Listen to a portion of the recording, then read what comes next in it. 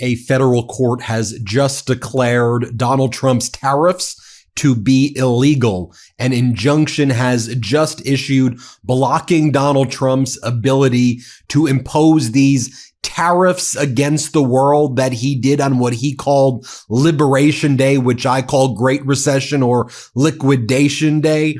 Donald Trump purported to invoke powers under the International Emergency Economic Powers Act of 1977, alleging that there was this national emergency to take these, in essence, dictatorial powers to impose these tariffs on every single country. But this federal court just struck it down and said, Donald Trump, you are not allowed to do that. You are permanently enjoined, blocked from issuing your tariffs.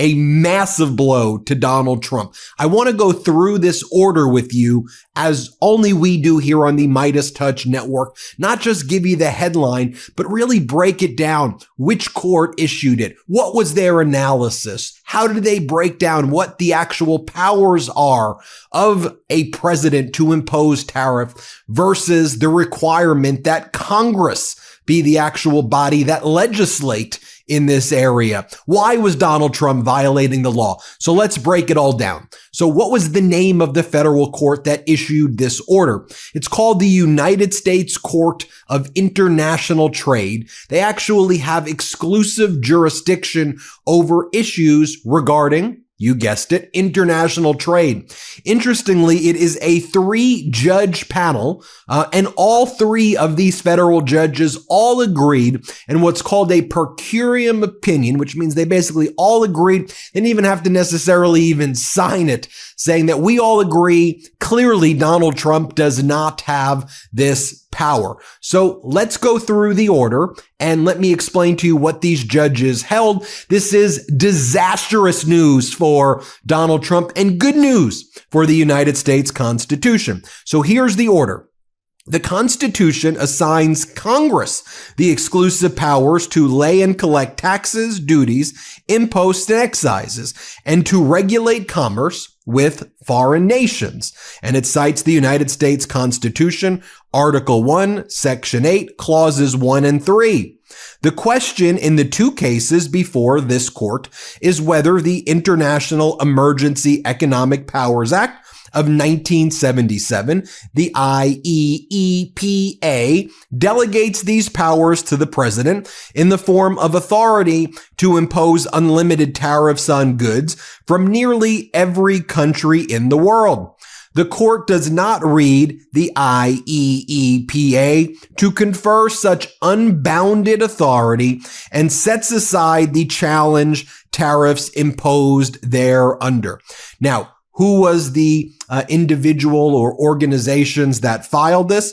Well, you had a company called VOS Selections, Inc., Plastic Services and Products, Inc., and then this was also joined, because this was a combined case, by states like the state of Oregon, Arizona, the state of Colorado, Connecticut, Delaware, and others. This was a consolidated case of companies that were impacted and harmed, and also by states that were impacted and harmed, and the court found there was standing to sue. So after citing the Constitution, the court gives a little bit more detail, and it says the following, and this is what's important that you all know, what our Constitution says. Because we have a constitution in the United States. And this is what we've always been saying on the MeidasTouch network. Just because Donald Trump claims these powers, it doesn't mean he has them. Here's what the Constitution says. While Congress may not transfer to another branch powers which are strictly and exclusively legislative, Congress may confer substantial discretion to implement and enforce the laws. Thus, courts have consistently upheld statutory delegations as long as Congress lays down by legislative act an intelligible principle to which the person or body authorized to exercise the authority is directed directed to conform. This reflects the idea that in modern government, the legislative process would frequently be bogged down if Congress were constitutionally required to appraise beforehand the myriad of situations to which it wishes a particular policy to be applied and to formulate specific rules for each situation. Then it goes into tariffs. Early in the nation's history, tariffs were a key means by which the federal government raised money to pay wages and to fund the national debt. And it goes on to say the revenue-raising purpose of tariffs has declined significantly since the ratification of the 16th Amendment in 1913, permitting the imposition of income taxes, 1913. Since then, and with the increasing complexity and interconnectedness of the global economic landscape, tariffs have served more diverse purposes, including restricting the importation of certain goods, protecting American industry, and leveraging negotiations with foreign counterparts. As global economic relations grew in volume and complexity, Congress saw a need for specialized, nonpartisan assistance in administering tariffs. Congress accordingly passed legislation creating the United States Tariff Commission, later renamed the United States International Trade Commission. To provide this assistance, the Commission shall have the power to investigate the tariff relations between the United States and foreign countries, commercial treaties, the volume of importations compared with domestic production, and consumption and conditions, causes, and effects relating to competition of foreign industries with those of the United States. The ITC is responsible for maintaining the United States harmonized tariff schedule, the HTSUS, which sets tariff rates for all merchandise imported into the United States. The HTSUS itself is indeed a statute, but is not published physically in the United States Code. Congress's enactment of the HTSUS provided that its term shall be considered to be statutory provisions of law for all purposes. Then it says, in addition to forming the ITC, Congress has responded to the growing complexity of global economic relations by delegating trade authority to the president. These delegations have included clear limitations that retain legislative power over the imposition of these types of duties. And then it says, however, there's certain emergency authority. And then it talks about one such emergency authority that in 1974, the United States Customs Court, the predecessor to the United States Court of International Trade, heard a challenge to President Nixon's imposition of a supplemental duty on all dutiable merchandise imported into the United States. The U.S. Customs Court construed this law so as to preserve constitutionality and held that the TWEA precludes the president from laying the supplemental duties provided in this case by President Nixon. And it went on to say how this IEEPA was ultimately created. And it says, shortly after this decision and following a review by a Senate bipartisan special committee, Congress reformed the president's emergency powers. As part of this reform, Congress cabined the president's powers under the TWA to wartime. TWA is amended by striking out or doing other period of national emergency declared by the president in the text preceding subparagraph A. Congress also enacted a new statute, the IEEPA, to confer upon the president a new set of authorities for use in times of a national emergency, which are both more limited in scope than those of this TWA and subject to more procedural limits. And it goes on to cite, what is the IEEPA?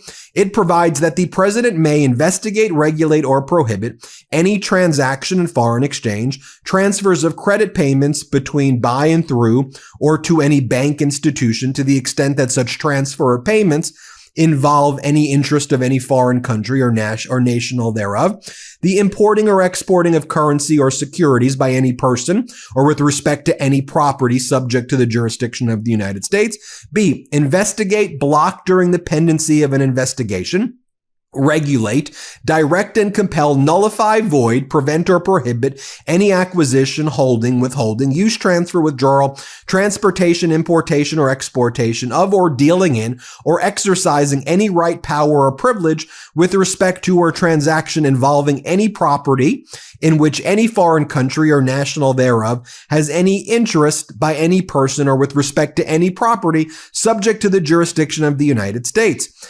The IEEPA further provides that those authorities may only be exercised to deal with an unusual and extraordinary threat with respect to which a national emergency has been declared for purposes of this chapter and may not be exercised for any other purpose. So then it explains how Donald Trump then expanded this idea of a national emergency to basically include everything that was going on with the world in Europe, in Canada, in China, and elsewhere. And Trump said, we have a national emergency with every single country. And the federal court said, no, you don't. Underlying the issues in this case is the notion that powers properly belonging to one of the departments ought not to be directly and completely administered by either of the other departments. Because of the Constitution's express allocation of tariff power to Congress, we do not read the IEEPA to delegate an unbounded tariff authority to the president. We instead read the IEEPA's provision to impose meaningful limits on any such authority it confers. Two are relevant here. First, Section 1702's delegation of a power to regulate importation, read in light of its legislative history and Congress's enactment of a more narrow, non-emergency legislation, at the very least does not authorize the president to impose unbounded tariffs. The worldwide and retaliatory tariffs lack any identifiable limits and thus fall outside the scope of Section 1702. And second, the IEEPA's limited authorities may be exercised only to deal with an unusual and extraordinary threat with respect to which a national emergency has been declared and may not be exercised for any other purpose. As to these tariffs, they do not meet that condition and they fall outside of its scope. Let's just go to the conclusion right here.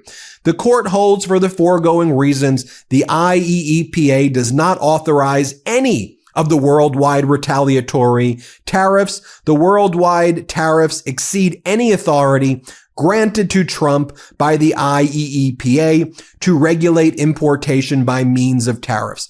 The tariffs fail because they do not deal with the threats set forth in those orders. This conclusion entitles the plaintiffs to judgment as a matter of law, as the court further finds no genuine dispute as to any material fact. Summary judgment will enter against the United States. The challenged tariff orders will be vacated and their operation permanently enjoined, meaning their operation is over, it's stopped, it's done. Trump is not allowed to tariff the way he did. Unlawful, against the whole world, immediately done. Now, Donald Trump is going to appeal this right away, but this is a massive blow to Donald Trump. I can't emphasize enough how big this order is right here, blocking Donald Trump from implementing his tariffs under the IEEPA. The United States Court of International Trade, the 3-judge panel, unanimously has so concluded, a massive blow to Donald Trump. We'll keep you posted with more here on the MeidasTouch Network. Hit subscribe. Let's get to 5 million subscribers. Can't get enough Meidas? Check out the Meidas Plus Substack for ad-free articles, reports, podcasts, daily recaps from Ron Filipkowski, and more. Sign up for free now at MeidasPlus.com.